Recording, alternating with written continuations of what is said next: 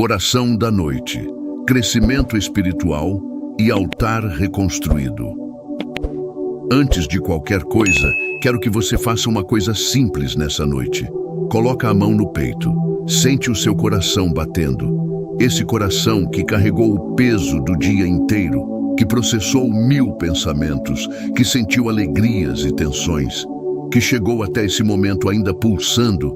Esse coração pertence a Deus. E Ele quer falar com você agora. Não sobre o que você fez de errado.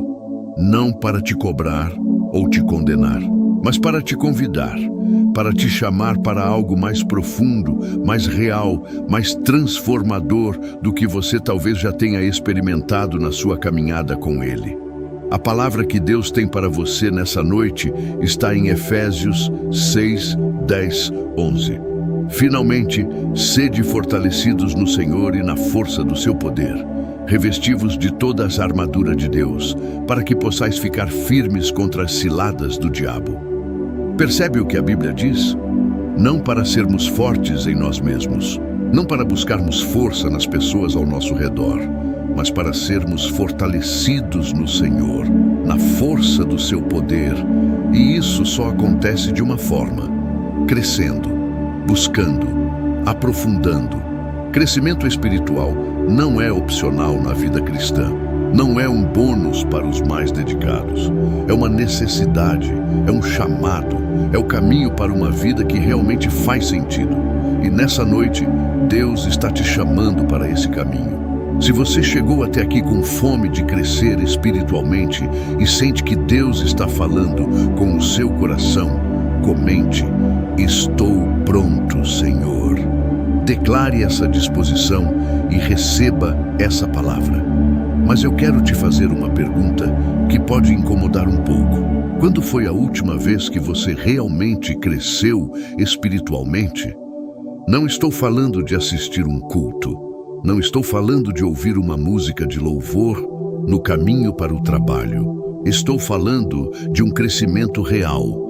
Aquele que muda a forma como você pensa, como você reage, como você enxerga a vida e as pessoas ao seu redor.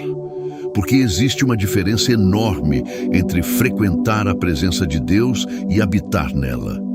Muitos de nós crescemos ouvindo que precisamos ler a Bíblia, orar todo dia, ir à igreja toda semana. E fazemos isso, ou pelo menos tentamos, mas em algum momento essas práticas foram perdendo a vida, foram se tornando rituais vazios, rotinas sem presença, forma sem substância.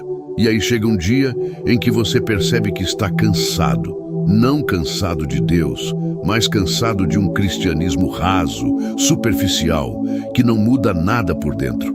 Cansado de orações que parecem bater no teto, cansado de ler a Bíblia sem sentir nada, cansado de estar na igreja e sair do mesmo jeito que entrou. Essa sensação tem um nome: é estagnação espiritual. E a Bíblia é muito clara sobre isso. Não crescer é regredir, não avançar é recuar. Não há zona de conforto no reino de Deus. Há crescimento contínuo ou há enfraquecimento gradual. Colossenses 2, 6, 7 nos instrui: assim como recebestes Cristo Jesus, o Senhor, assim também andai nele, enraizados e edificados nele, e confirmados na fé, assim como fostes ensinados, abundando em ações de graças. Enraizados, edificados, confirmados, abundando. Todas essas palavras falam de processo, de movimento, de crescimento que não para. Nessa noite, Deus está te convidando a sair da estagnação e entrar num nível mais profundo com Ele. Se você reconhece que ficou estagnado espiritualmente por um tempo e quer mudar isso a partir de hoje, comente: Senhor, me leva mais fundo. Essa é uma oração que Ele se alegra em responder. Eu quero te levar de volta no tempo nessa noite. Quero te mostrar algo que os homens e mulheres da Bíblia tinham em comum. Algo que não era talento, não era posição social, não era riqueza. Era um hábito. Um hábito simples, consistente e poderoso, que transformou vidas comuns em histórias extraordinárias. Começa com Abraão. Gênesis 12, 7 e 8 registra algo fascinante. E apareceu o Senhor a Abrão e disse: à tua descendência darei esta terra. E ali edificou um altar ao Senhor que lhe aparecera, e dali passou para o monte ao oriente de Betel e plantou a sua tenda. E edificou ali um altar ao Senhor e invocou o nome do Senhor. Abraão construía altares. Onde quer que ele fosse, onde quer que Deus se manifestasse, ele parava e construía um altar. Não era uma obrigação religiosa, era uma resposta de coração. Era uma declaração de que naquele lugar, naquele momento, Deus era reconhecido, adorado e honrado. E esse hábito não ficou só em Abraão. Passou para Isaac, passou para Jacó. Cada um desses patriarcas entendia que a intimidade com Deus não acontece por acidente. Ela é construída, tijolo por tijolo, dia por dia, encontro por encontro. E os resultados eram visíveis. Tão visível era a unção sobre a vida de Abraão que as nações ao seu redor reconheciam que o Deus dele era diferente. Não porque Abraão fosse perfeito. Ele cometeu erros sérios ao longo da vida, mas porque ele era consistente na sua devoção. Ele sempre voltava para o altar. E essa é a chave que muita gente está perdendo hoje. Não se trata de ser perfeito. Não se trata de nunca falhar ou nunca se distrair. Trata-se de sempre voltar. Sempre reconstruir o altar quando ele cair. Sempre retomar o lugar de intimidade com Deus, mesmo depois de um período de afastamento. O altar não é um lugar físico, é uma postura do coração. É a decisão diária de parar diante de Deus, reconhecê-lo, ouvi-lo e adorá-lo, antes de qualquer outra coisa. E nessa noite, Deus está te convidando a reconstruir esse altar.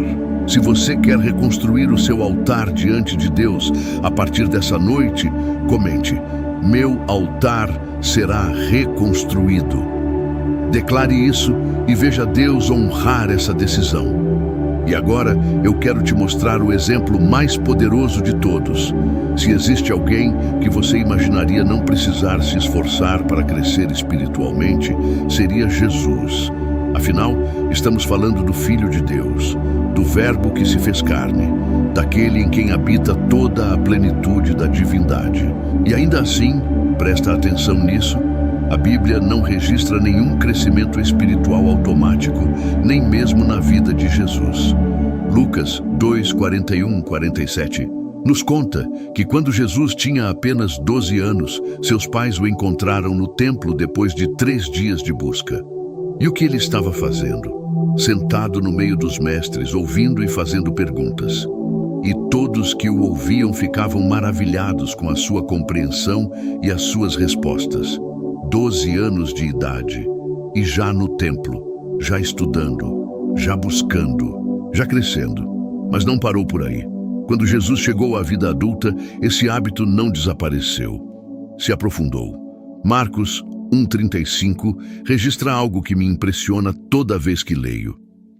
E pela manhã, tendo ainda escuridão, levantou-se, saiu e foi para um lugar deserto e ali orava. Jesus acordava antes do amanhecer para orar. O Filho de Deus, aquele que criou o universo, aquele que tinha poder para acalmar tempestades com uma palavra.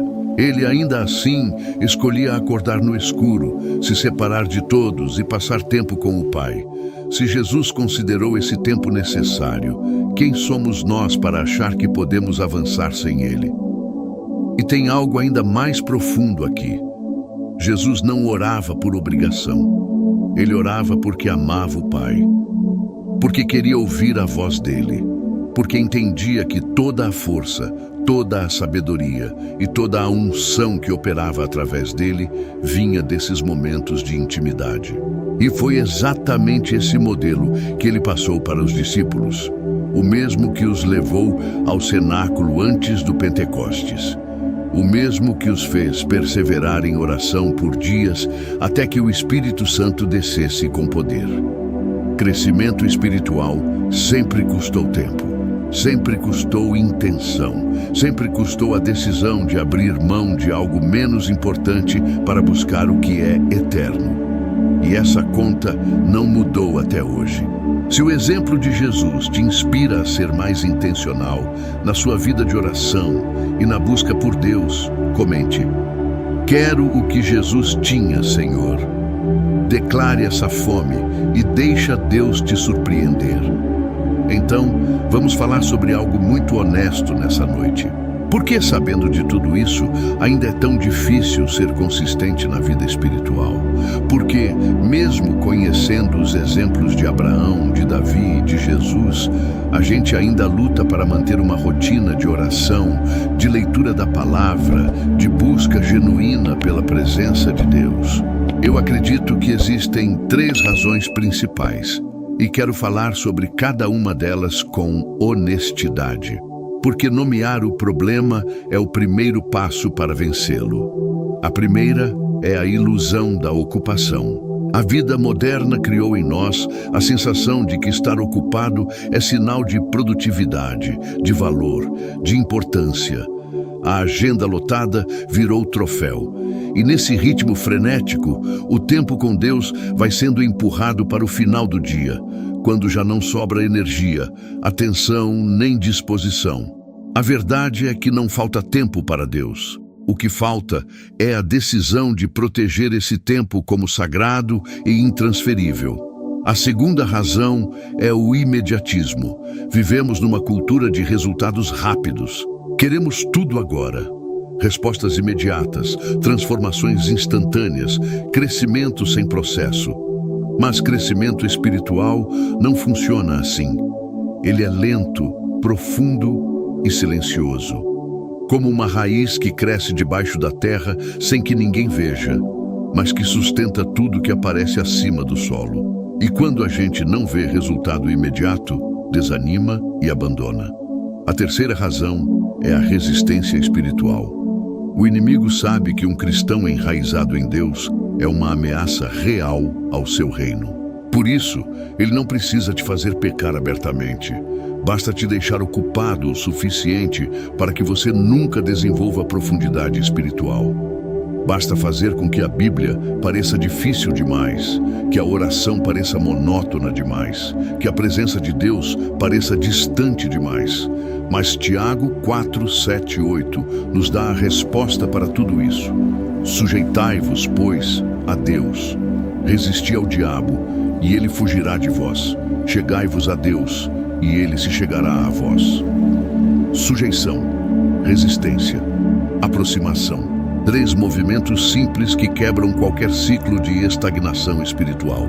Nessa noite, independente de quanto tempo você ficou longe, independente de quantas vezes você começou e parou, independente de como está a sua vida espiritual agora, Deus está se aproximando de você. E tudo o que Ele pede é que você dê um passo em direção a Ele. Se você reconhece uma dessas 3 razões na sua vida e decide resistir a elas a partir de hoje, comente: não vou mais recuar, Senhor. Essa declaração tem poder para quebrar ciclos. E agora eu quero falar sobre o que acontece quando você decide crescer de verdade. Porque talvez você esteja pensando que crescimento espiritual é algo sério demais, pesado demais, exigente demais. Que é para aquelas pessoas super dedicadas, que acordam às 5 da manhã todo dia, que memorizam capítulos inteiros da Bíblia, que passam horas em oração sem se distrair nenhuma vez. Mas eu preciso te dizer algo que vai mudar essa perspectiva nessa noite. Crescimento espiritual é uma das experiências mais belas e satisfatórias que um ser humano pode ter. Não é um fardo, é uma descoberta. É como abrir uma porta que você nunca tinha aberto antes e encontrar do outro lado um mundo inteiro que você não sabia que existia. Colossenses 2, 6, 7 descreve isso de uma forma linda. Assim como recebestes Cristo Jesus, o Senhor, assim também andai nele, enraizados e edificados nele, confirmados na fé, abundando em ações de graças. Abundando. Essa palavra me chama a atenção. Não sobrevivendo, não apenas sustentando, abundando, transbordando, cheio até derramar. Isso é o que a vida espiritual profunda produz em você. Uma abundância interior que não depende de nenhuma circunstância exterior.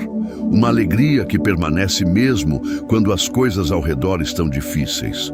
Uma paz que não faz sentido para quem está de fora observando. E tem algo mais. Quanto mais você conhece a Deus, mais você quer conhecê-lo. É paradoxal, mas é real.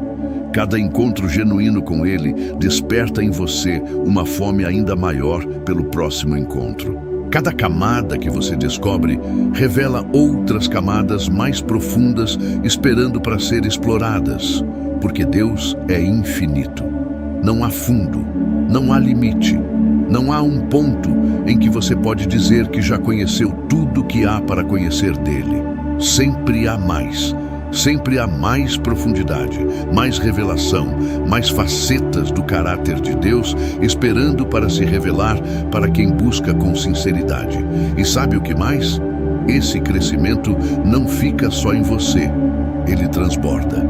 As pessoas ao seu redor começam a perceber algo diferente, uma firmeza, uma sabedoria, uma graça que não vem de treinamento humano.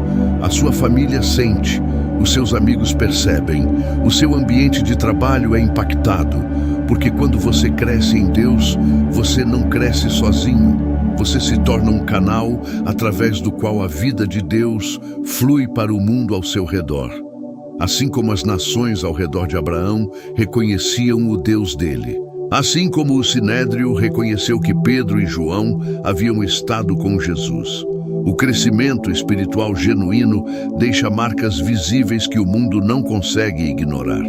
Se você quer ser esse canal da vida de Deus para as pessoas ao seu redor, comente: Senhor, cresce em mim para transbordar nos outros.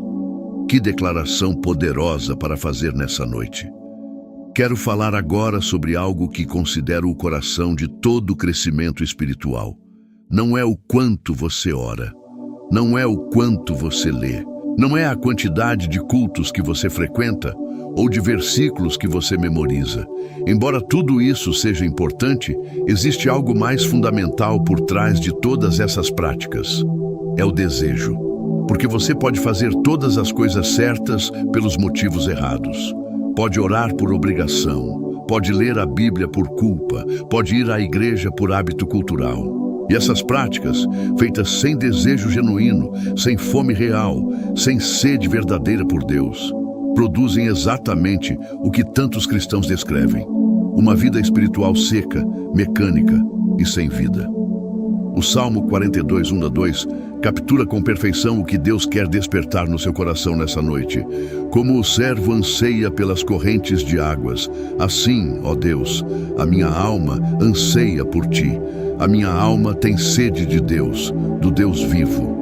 Um servo sedento não precisa ser convencido a buscar água, não precisa de motivação externa, de disciplina forçada ou de alguém que o empurre na direção certa. A sede em si é o combustível, a necessidade em si é a força motriz. E é exatamente isso que Deus quer despertar em você. Uma sede, uma fome, um anseio que não se satisfaz com nada menos do que a sua presença real e genuína.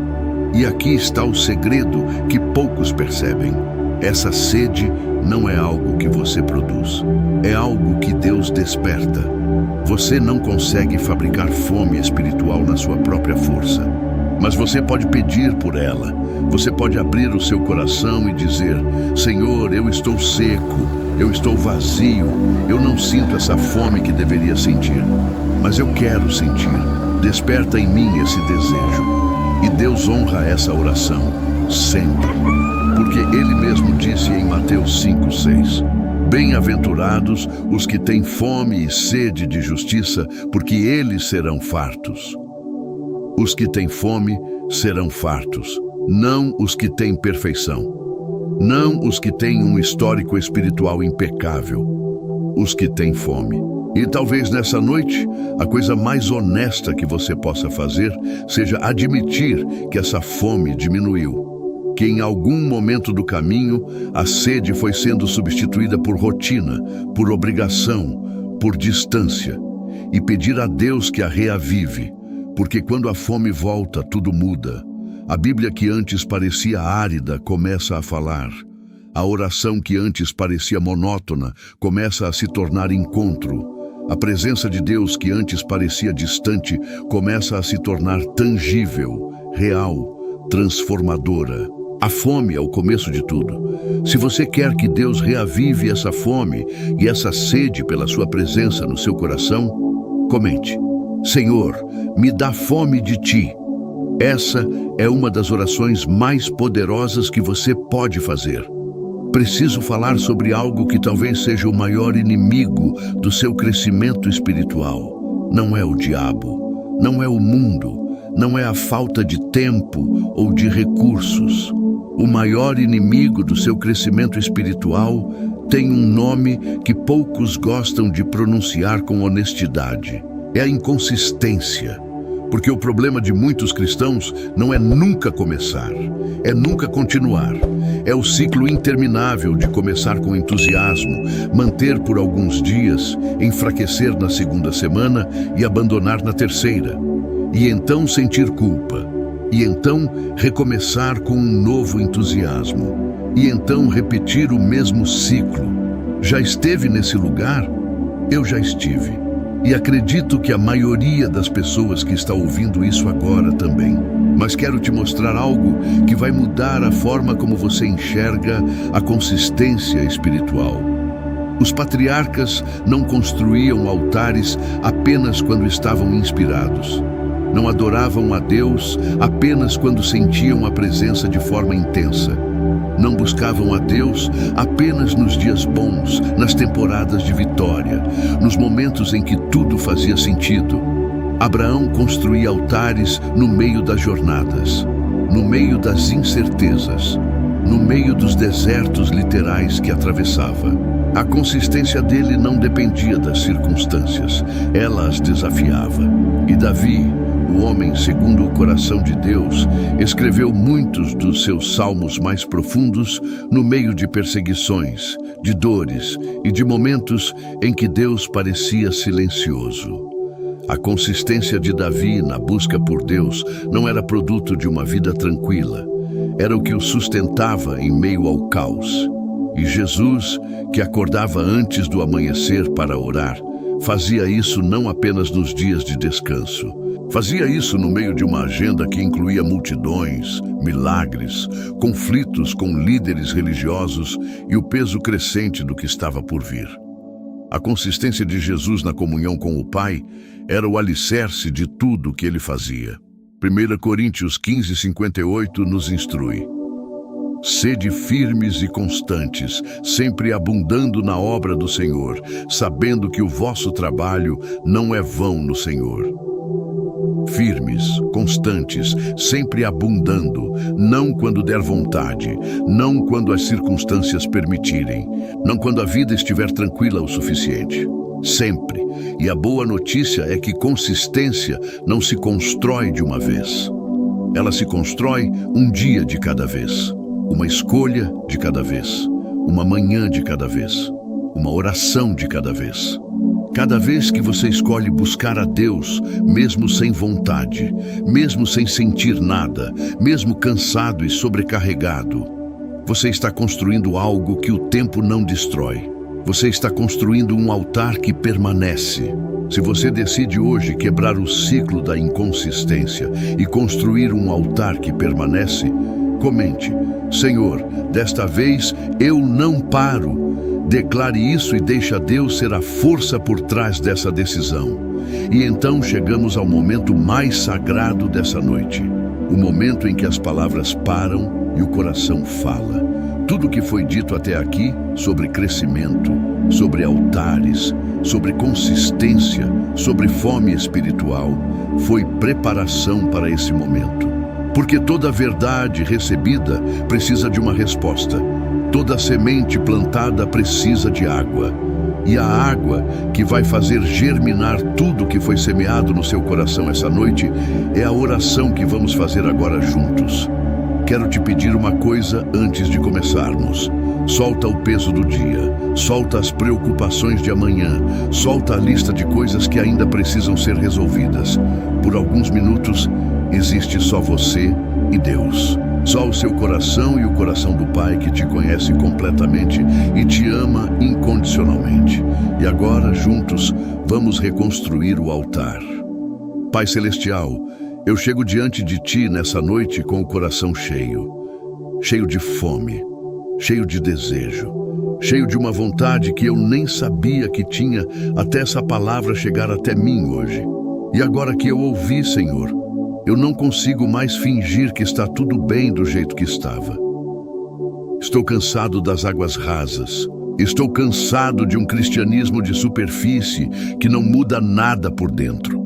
Estou cansado de passar pelos rituais sem tocar na Tua presença de verdade. Estou cansado de conhecer sobre Ti sem realmente Te conhecer.